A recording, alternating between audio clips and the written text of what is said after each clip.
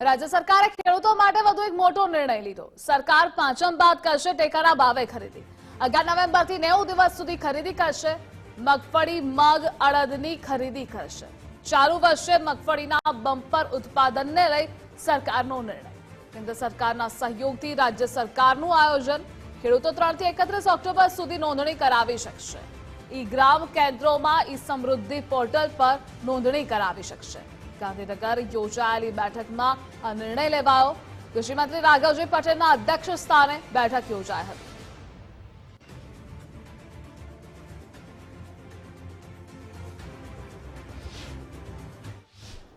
ચાલુ વર્ષે ટેકાના ભાવથી ખરીદી કરવાની પ્રક્રિયા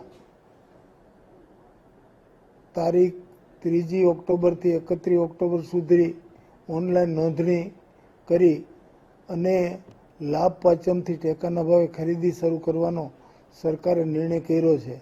વિવિધ જણસીઓ જેવી કે મગફળી, સોયાબીન, અડદ, મગ જેવી વસ્તુઓની સરકાર ખરીદી પૂરતા પ્રમાણમાં કરશે।